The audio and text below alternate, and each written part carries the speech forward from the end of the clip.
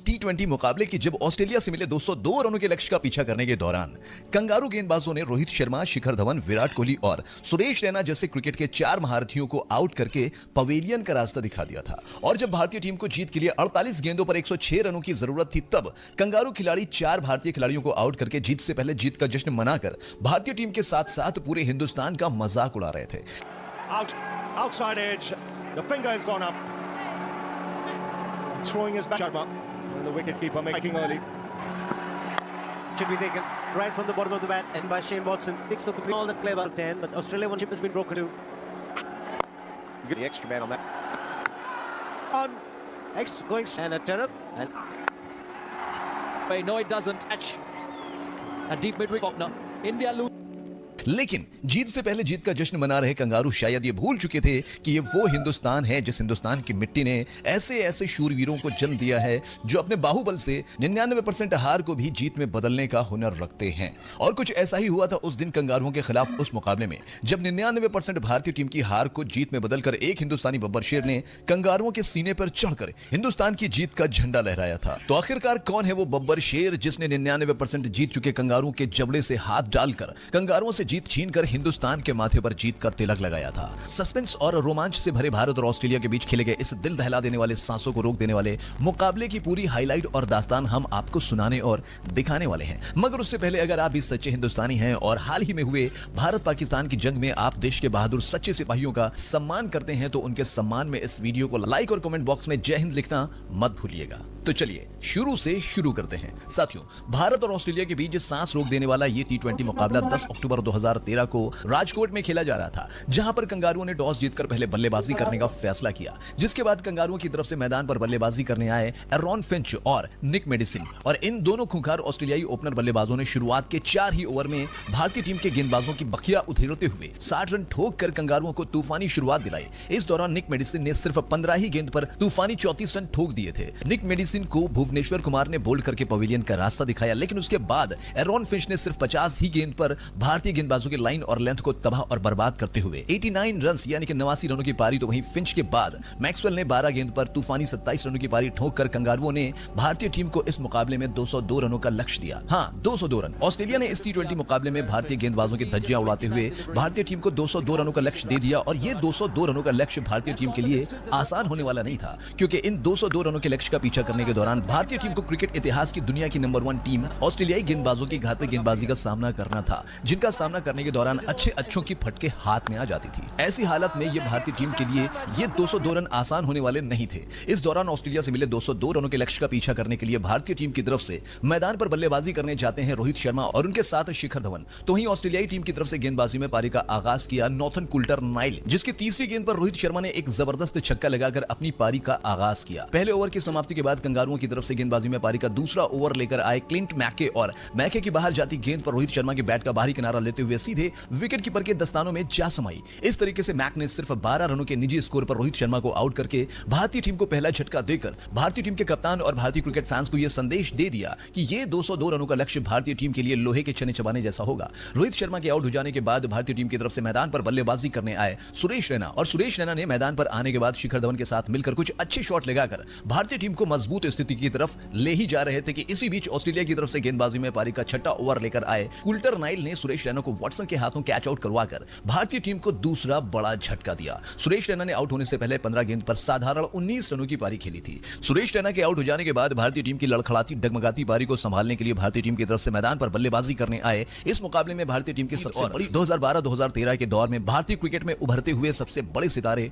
विराट कोहली। और विराट कोहली ने मैदान पर आने के बाद ऑस्ट्रेलिया की तरफ से गेंदबाजी में पारी का 7वां ओवर लेकर आए हेनरिक की पहली गेंद पर एक जबरदस्त स्ट्रेट ड्राइव लगाकर, तो वहीं दूसरी गेंद पर पॉइंट और थर्ड स्लिप के बीच में खेलकर गेंद को बाउंड्री लाइन के बाहर 4 रनों के लिए भेजकर विराट कोहली ने अपनी विराट पारी का आगाज किया। विराट कोहली के बाद शिखर धवन ने भी हेनरिक के इस ओवर की आखिरी गेंद को ऑफ साइड के क्षेत्र में खेलकर गेंद को बाउंड्री लाइन के बाहर 4 रनों के लिए भेजकर विराट कोहली और शिखर धवन ने बैक टू बैक 2 विकेट गिर जाने के बाद लड़खड़ा रही भारतीय पारी को आगे बढ़ाना शुरू किया।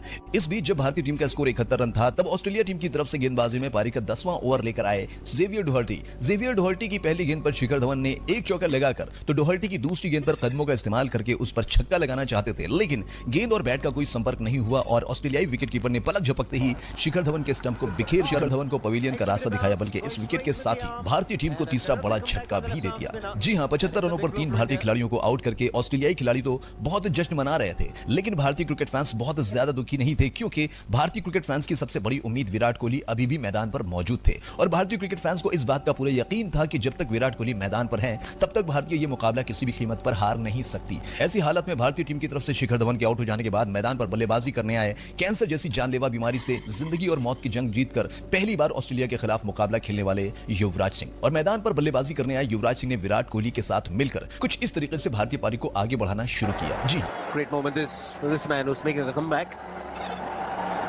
Yuvraj Singh, the new man at the crease. It's timed it beautifully, just straying onto the pads, and Yuvraj Singh will get his first boundary, and that'll be a good feeling for him. Lothi will continue. He's looking for the big shot. Man on the boundary, can't get there. Did some big overs, and they're looking to charge. That's in. Virat Kohli और युवराज सिंह ने इन दोनों भारतीय बल्लेबाजों ने अगले 10 गेंदों पर 21 run ठोककर 12 over की समाप्ति के बाद भारतीय टीम के स्कोर को 96 रनों तक पहुंचा दिया। अब यहां से भारतीय टीम को जीत के लिए 48 गेंदों पर 106 रनों की जरूरत थी और ऐसे हालात में जिस तरीके से युवराज सिंह और विराट कोहली ने पिछली 10 गेंद में 21 रन ठोक दिया था, उसे देखकर भारतीय क्रिकेट फैंस को यह लगने लगा था कि अगर विराट कोहली और युवराज सिंह इसी तरीके से बल्लेबाजी करना जारी रखेंगे तो बड़ी आसानी से 48 गेंद पर 106 रन बनाकर भारतीय टीम को ये दोनों बल्लेबाज मुकाबला। लेकिन ये क्या, जब भारतीय टीम का स्कोर 96 रन था तब पूरी भारतीय टीम के साथ साथ भारतीय क्रिकेट फैंस के ऊपर दुखों का पहाड़ टूट पड़ा। जी हां, जब भारतीय टीम को जीत के लिए 48 गेंदों पर 106 रनों की जरूरत थी, तब उस दौरान ऑस्ट्रेलियाई टीम की तरफ से गेंदबाजी में पारी का 13वां ओवर लेकर आया क्लिंटन मैके और मैके ने अपने ओवर की तीसरी गेंद पर भारतीय क्रिकेट फैंस की सबसे बड़ी उम्मीद, भारतीय क्रिकेट फैंस के दिलों की धड़कन विराट कोहली को बाउंड्री लाइन के करीब कैच आउट करवाकर मैके ने भारतीय टीम को अब तक इस मुकाबले का सबसे बड़ा झटका दे दिया। जी हां, सिर्फ 96 रनों पर भारतीय टीम के 4 स्तंभ रोहित शर्मा, विराट कोहली, शिखर धवन, सुरेश रैना को तोड़कर कंगारुओं ने भारतीय टीम की कमर तोड़ने के साथ साथ जिन्हें बल्लेबाजी करने आना था उसके बाद कोई भी बल्लेबाज नहीं बचा था और इस बात को जानते हुए कंगारू टीम के खिलाड़ी विराट कोहली को आउट करने के बाद अहंकार में डूबकर जीत से पहले अपनी जीत मानकर ऐसा जश्न मना रहे थे कि जैसे उन्होंने विराट कोहली को आउट नहीं किया बल्कि ये मुकाबला ही जीत लिया हो। भारतीय टीम को अब यहां से जीत के लिए 45 गेंदों में 106 रनों की जरूरत थी। ऐसी हालत में पूरी दुनिया ने मान लिया था कि जिस भारतीय टीम के 4 महारथी रोहित शर्मा, विराट कोहली, शिखर धवन, सुरेश रैना कंगारुओं की घातक गेंदबाजी के सामने 12 ओवरों में सिर्फ 95 से 96 रनों पर संघर्ष करते हुए आउट होकर पवेलियन जा चुके हैं, उस कंगारू टीम की दर्दनाक जानलेवा गेंदबाजी के आगे कैंसर जैसी जानलेवा बीमारी से जंग लड़ते हुए पहली बार ऑस्ट्रेलिया के खिलाफ अपना मुकाबला खेल रहे युवराज सिंह और विराट कोहली के आउट हो जाने के बाद मैदान पर बल्लेबाजी करने आए महेंद्र सिंह धोनी कहां 45 गेंद पर 106 रन बनाकर भारतीय टीम को यह मुकाबला जिता पाएंगे। जिनको भी इंग्लिश बोलने में प्रॉब्लम होती है जरूर डाउनलोड करनी चाहिए। इंस्टॉल नाउ पे क्लिक करो और अभी सीखो ऐप डाउनलोड करो। लेकिन है सुनो, रुको तो सही, आप कहां जा रहे हैं? आपने अभी तक इस वीडियो में कंगारू गेंदबाजों के सामने दुनिया के नंबर 1 बल्लेबाज विराट कोहली, रोहित शर्मा, शिखर धवन और सुरेश रैना का संघर्ष देखा है। आपने अब तक इस मुकाबले में कंगारू गेंदबाजों का आतंक देखा है, कंगारुओं का घमंड देखा है। आपने अब तक इस मुकाबले में बिना जीत के ही कंगारुओं को जीत का जश्न मनाते हुए देखा है। अब उन्हीं कंगारुओं को रोता हुआ कौन देखेगा मेरे ताऊ? अरे हाँ, मेरा ताऊ तो देखेगा ही, साथ में तुम्हें भी देखना पड़ेगा। जी हाँ, कुर्सी की पेटी बांध लो क्योंकि मौसम बिगड़ने वाला है, क्योंकि अब इस मैदान पर भारत के बब्बर शेर, साइलेंट किलर, करोड़ों हिंदुस्तानियों के दिल की धड़कन युवराज सिंह के बल्ले से तूफान जो आने वाला है। जी हाँ, एक ऐसा तूफान जिसमें पड़कर 2007 T20 वर्ल्ड कप के सेमीफाइनल की तरह इस मुकाबले में भी कंगारुओं का वो घमंड तिनके की तरह हवा में उड़ने वाला था। जी हाँ, ऑस्ट्रेलिया की तरफ से गेंदबाजी में पारी का 14वां ओवर लेकर आया जेम्स फॉकनर और फॉकनर के सामने थे युवराज सिंह। फॉकनर ने युवराज को जब 14वें ओवर की पहली गेंद डाली तो युवराज सिंह के कान के पास से सीटी बजाते हुए विकेट कीपर के दस्तानों में जाती है, जिसके बाद घमंड में चूर फॉकनर युवराज सिंह के पास जाता है और बोलता है क्यों युवराज, गेंद नहीं दिखी क्या? जिस पर युवराज सिंह ने घमंड में डूबे फॉकनर को जवाब दिया कि अगली गेंद तुझे नहीं दिखने वाली है। फिर क्या था, युवराज सिंह ने जेम्स फॉकनर के इस ओवर में क्या किया उसे आप इस वीडियो के जरिए देखिए। Now he's got more on that field. Oh, just over. What a gallant attempt. What a gallant attempt. Shane Watson on the... Badly. Well, they got more than that here. The timing on that is just sumptuous.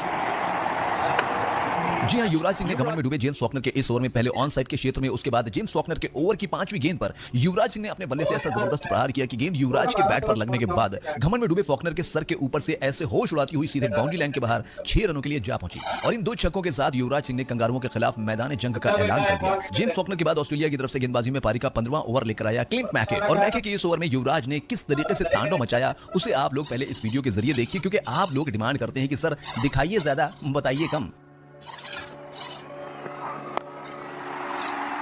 6. Picking up the length so quickly, Yuvraj. Goes again. Oh, he's taken it. No, he's touched the rope. By Watson. Great presence of mind. But just as he caught the ball, his foot touched the rope. He's got that fine. More runs. This is a big over. Just what India wanted. जी हां, तो देख लिया आपने भारत के इस बब्बर शेर ने किस तरीके से गेंद को ऑन साइड पर बाउंड्री लाइन के करीब खड़े फील्डर के सर के ऊपर से उस फील्डर के होश उड़ाते हुए गेंद को बाउंड्री लाइन के बाहर 6 रनों के लिए भेजकर, तो उसकी दूसरी गेंद पर युवराज सिंह ने बिल्कुल वैसी छक्का लगाया जैसे छक्का युवराज सिंह ने 2007 टी20 वर्ल्ड कप में ब्रेटली की गेंद पर युवराज सिंह ने जबरदस्त छक्का लगाया था। ये देखिए वो छक्का, बिल्कुल वैसा ही शॉट युवराज सिंह ने मैके की गेंद पर युवराज सिंह ने लगाकर गेंद को बाउंड्री लाइन के बाहर 6 रनों के लिए भेजकर, युवराज सिंह ने मैके की तीसरी गेंद पर थर्ड मैन के क्षेत्र में गेंद को बाउंड्री लाइन के बाहर 4 रनों के लिए भेजकर युवराज सिंह ने कंगारू के खेमे में हाहाकार मचाकर समस्त कंगारुओं को यह संदेश दे दिया कि जब मैं दुनिया के नंबर 1 गेंदबाज ब्रेटली और मिचेल जॉनसन की लाइन और लेंथ को तबाह और बर्बाद करके उन्हें रोने पर मजबूर कर दिया था, तो तुम्हारी क्या हैसियत है। युवराज सिंह ने मैके के इस ओवर में 2 छक्के और 1 चौके सहित कुल 20 रन ठोक कर लगातार 4 विकेट गिर जाने के बाद दुख के गहरे समंदर में डूब चुके भारतीय क्रिकेट फैंस को झूमने पर मजबूर कर दिया। युवराज सिंह ने पिछली 12 गेंद पर 36 रन ठोक कर भारतीय क्रिकेट फैंस के अंदर अब जीत की उम्मीद जगा दी। ऐसी हालत में ऑस्ट्रेलिया की तरफ से गेंदबाजी में पारी का 16वां ओवर लेकर आया जेवियर डोहर्टी, और डोहर्टी के सामने थे महेंद्र सिंह धोनी, जिन्हें दुनिया का सबसे बेस्ट फिनिशर और विस्फोटक बल्लेबाज माना जाता था। और उस महेंद्र सिंह धोनी को जेवियर डोहर्टी ने अपनी पहली 4 गेंद पर सिर्फ 3 ही रन बनाने का मौका दिया। हालांकि युवराज सिंह ने जेवियर्स की आखिरी गेंद पर चौका लगाकर इस ओवर में कुल 7 रन जरूर जुटाया, लेकिन अगले 4 ओवरों में भारतीय टीम को जीत के लिए 60 रनों की जरूरत थी। एक तरफ युवराज सिंह जो इस मुकाबले में 22 गेंदों पर अब तक 44 रन ठोकर भारतीय टीम को जीत की तरफ ले जा रहे थे, तो वहीं दूसरी तरफ महेंद्र सिंह धोनी के बल्ले से अब भी 13 गेंदों पर सिर्फ 11 ही रन आए थे। ऐसी हालत में युवराज सिंह ने जब देखा कि आज महेंद्र सिंह धोनी का बल्ला नहीं चल रहा है, तब उन्होंने डिसाइड किया कि अब ज्यादातर स्ट्राइक को मैं अपने पास ही रखूंगा। ऐसी हालत में जब भारतीय टीम को प्रति ओवर लगभग 15 रनों की जरूरत थी, तब ऑस्ट्रेलिया की तरफ से गेंदबाजी में पारी का 17वां ओवर लेकर आया जेम्स फॉकनर, जिसकी पहली गेंद पर युवराज सिंह ने अपने अंदर का बब्बर शेर जगाकर ऐसा जबरदस्त प्रहार किया कि गेंद बाउंड्री लाइन के बाहर जा पहुंची, और इस छक्के के साथ युवराज सिंह ने 23 गेंदों पर अपना अर्धशतक पूरा किया। अर्धशतक पूरा करने के बाद युवराज सिंह ने जेम्स फॉकनर के इस ओवर की दूसरी गेंद पर, जो कि फॉकनर ने ओवर पिच डाली थी, उस पर युवराज सिंह ने ऐसा जबरदस्त प्रहार किया कि गेंद युवराज के बैट पर लगने के बाद समस्त कंगारुओं के होश उड़ाती हुई और भारतीय क्रिकेट फैंस को नाचने गाने और जश्न मनाने पर मजबूर करके गेंद सीधे बाउंड्री लाइन के बाहर 6 रनों के लिए जा पहुंची। धन्य हो युवराज सिंह और धन्य हो आपके ये पारी। इस छक्के के बाद युवराज सिंह ने जेम्स फॉकनर की तीसरी गेंद पर ऑफ साइड के ऊपर से जबरदस्त प्रहार करके गेंद को बाउंड्री लाइन के बाहर 4 रनों के लिए भेजकर युवराज सिंह ने जेम्स फॉकनर की लाइन और लेंथ को तबाह और बर्बाद कर दिया। ऐसी हालत में अपनी पिछली 3 गेंद पर युवराज के बल्ले से 16 रन खाने के बाद जेम्स फॉकनर युवराज की तूफानी बल्लेबाजी को देखकर डर के मारे अपनी लाइन और लेंथ पूरी तरीके से भूल चुका था, और ऐसी डरावनी स्थिति में जब उसने अपनी ओवर की तीसरी गेंद डाली तो वो लेग स्टंप से इतनी ज्यादा बाहर डाली कि उसकी गेंद वाइट होने के साथ साथ बाई के रूप में सीधे बाउंड्री लाइन के बाहर 4 रनों के लिए जा पहुंची, जिस पर कुल मिलाजुलाकर भारतीय टीम के खाते में 5 रन जुड़े, और इन 5 रनों के साथ इस ओवर में अब कुल 21 रन आ चुके थे। इतना ही नहीं, जेम्स फॉकनर अपने इस ओवर में युवराज सिंह के सामने कुल 21 रन खर्च कर इतने दबाव में आ चुका था कि उसने अपने ओवर की अगली गेंद भी वाइट ही डाली, और इस एक्स्ट्रा 1 रन के साथ अब उसके ओवर में कुल 23 रन आ चुके थे। अब ऐसी हालत में भारतीय टीम को आखिरी की 18 गेंदों पर जीत के लिए 37 रनों की जरूरत थी। तब इस मुकाबले में युवराज सिंह ने कंगारू गेंदबाजों को किस तरीके से ठोका उसे बताने की जरूरत नहीं, बल्कि आपको दिखाने की जरूरत है, और ये रहा युवराज सिंह का वो तबाही भरा मंजर जिसने कंगारुओं को रोने पर मजबूर कर दिया था। He plays that beautifully. A wide has been followed by a boundary, and I think you're on the onside. यकीन ना हो तो दोनों वर्ल्ड कप में युवराज सिंह के रिकॉर्ड को उठाकर देख लो, लेकिन अफसोस वारे महेंद्र सिंह धोनी और वारे भारतीय क्रिकेट मैनेजमेंट, इस नायाब हीरे को 2 वर्ल्ड कप जिताने के बाद न 2015 वर्ल्ड कप में भारतीय टीम का हिस्सा बनाया गया और न ही 2019 के वर्ल्ड कप में। साथियों, आप युवराज सिंह की इस पारी और युवराज सिंह के साथ साथ भारतीय क्रिकेट मैनेजमेंट और महेंद्र सिंह धोनी के द्वारा किए गए नाइंसाफी पर अपनी क्या प्रतिक्रिया देना चाहते हैं, क्या रिस्पॉन्स देना चाहते हैं, वीडियो में कमेंट करके बताना मत भूलिएगा, और चलते चलते हमारे इस यूट्यूब चैनल क्रिकेट एसटी को सब्सक्राइब करना मत भूलिएगा। जय हिंद, जय Bharat. And it's an emphatic win for India. Yuvraj Singh finishes things into the semi-final of the radio. Out of putting away Brett Lee, going through extra cover like a tracer bullet for 4, and he knows.